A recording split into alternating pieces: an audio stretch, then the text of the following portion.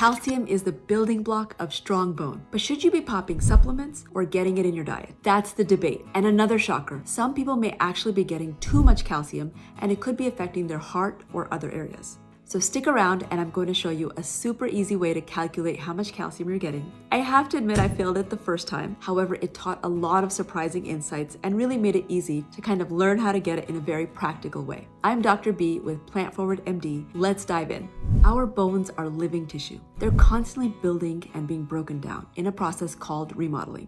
But something a lot of people don't realize is that by your mid-20s, your body's ability to build bone slows down. So if you're thinking to yourself, in my teens or 20s, I'm okay drinking soda pop all day and eating ramen without any added nutrition, and I'll just take extra calcium when I'm in my 40s and 50s, it doesn't work that way. You can't just double it and expect to get a lot of bone when you're older. You really have to work at it when you're younger. It's a critical time to build bone. So where should you get your calcium from? Dairy is the obvious source that most people think about. Milk, yogurt, they are good sources, but there's also a lot of non-dairy sources that are very good. Even fortified plant milks will have a fair amount of calcium, including almond milk. Chia seeds also have a lot. Even prunes and figs, they can have a lot of calcium. And seeds as well. And not only do they give you calcium, but they also have added benefits like magnesium, potassium, vitamin K, and that also helps with bone health. So it is very good to get it in your food if you can. And actually, you might be surprised to find out about medications that could have a lot of calcium. Over-the-counter ones, for example, something that people take when they have a lot of indigestion in their stomach, they can take Tums. And Tums actually has 200 to 400 milligrams of calcium in one tablet. What about Rolaids? Rolaids also are taken for indigestion and can have about 200 to 300 milligrams of calcium in those tablets. So don't overdo it with those. They should not be your primary source of calcium. Too much calcium can cause hypercalcemia or even kidney stones, among other issues. And there are certain foods that you may not have realized actually have a fair amount of calcium. I'll get to those in just a bit. What about supplements? Well, part of the reason that I thought about making this video is that I've had a fair amount of patients come in recently with these very large pills. They're 1,200 milligrams of calcium. And I'm not sure why their other practitioners have asked them to take 1,200 milligrams of calcium, because most people do not need that, and it may actually be harmful. With calcium, the key is to get what you need, not too little, but also not too much. Leafy greens like kale and bok choy also have a fair amount of calcium. Spinach does as well, but it has oxalates, so it might be harder to absorb. Tofu made with calcium sulfate, and there is different absorption with different foods. As I mentioned, spinach might not be as good as perhaps kale or bok choy because of the absorption, but in general, if you're taking it with foods, you have a chance of getting better absorption than having it from a supplement itself.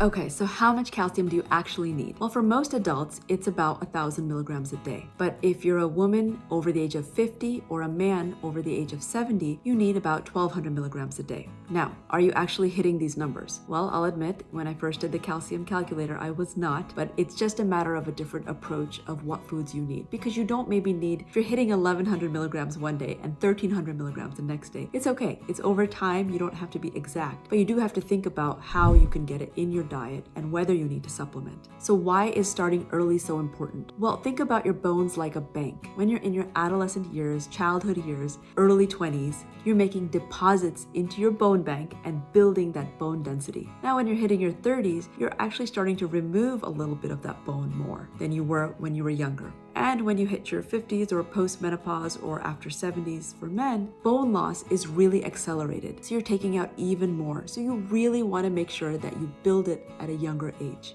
if you can. And it's not just from calcium supplementation. Yes, that's one thing. Vitamin D is important, but also that building bone. Whether you're doing activities like dancing, running, or any weight-bearing exercise, you really want to build those bones. But that I want you to do also in your later years.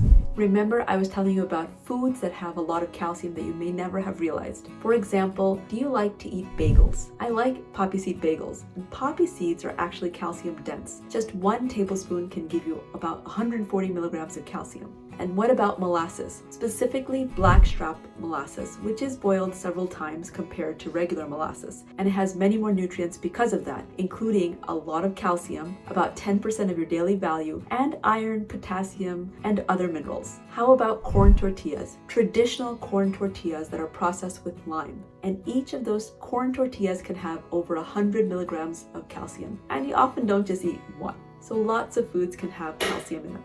Okay, so how are you going to know if you're getting enough calcium? Well, you can literally just go to calcium calculator.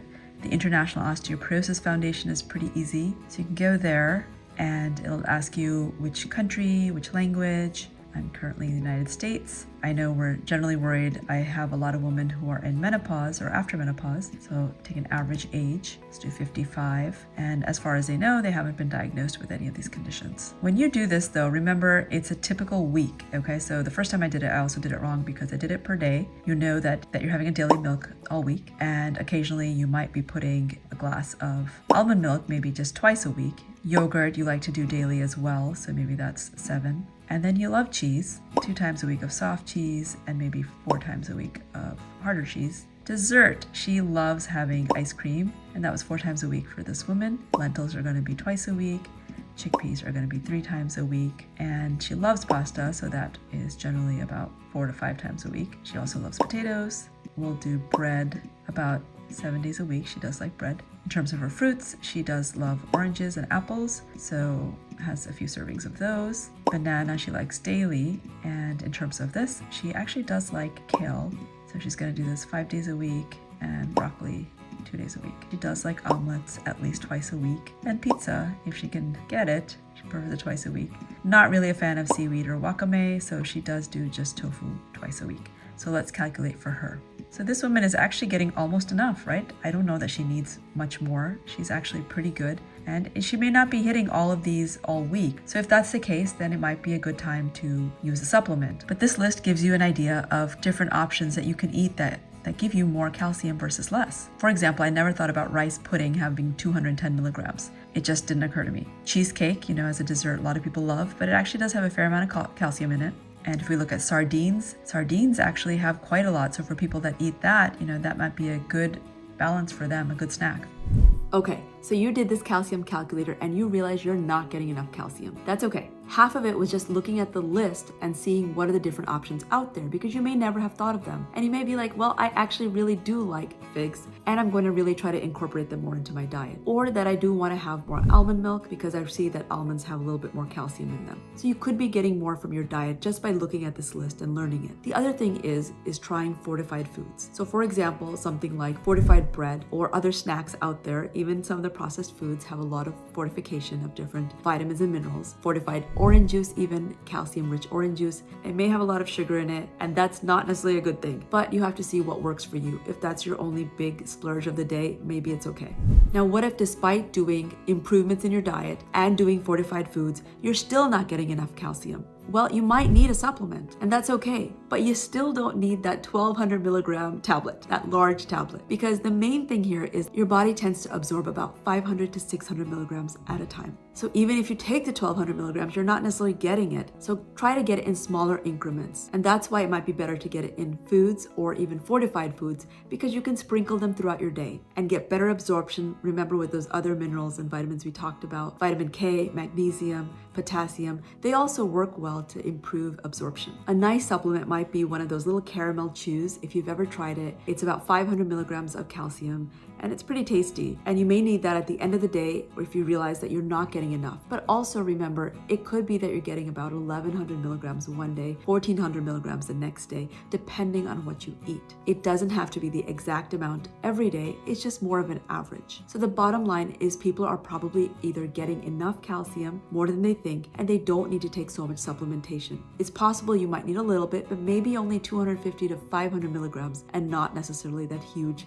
mega dose. And in fact, some of the more recent studies are showing that taking more supplementation isn't necessarily helping your bones all that much, and it could be leading to worse problems. For example, heart disease. That's a big topic going on right now, of whether there is more calcium deposition because of increased calcium supplementation, especially if you're getting over 1400 milligrams a day. So we're still watching that data and seeing what pans out. But we know that we do need enough calcium for our bones. We just don't need to overdo it. So let's talk about some practical tips that we can follow. Number 1, prioritize your food sources. Look for those calcium-rich foods and see how you can incorporate it kind of into your diet throughout the week. Smaller impacts might be better for your absorption. Number 2, pair it with some vitamin D, whether you're doing dairy products or fatty fish or other sources like supplements, it can help with absorption. Number 3, supplement wisely. You might need it, but you might not need that much. And remember to think about how much your body is actually able to absorb at one given time. And number 4, speak to a professional about it. Are you getting enough calcium?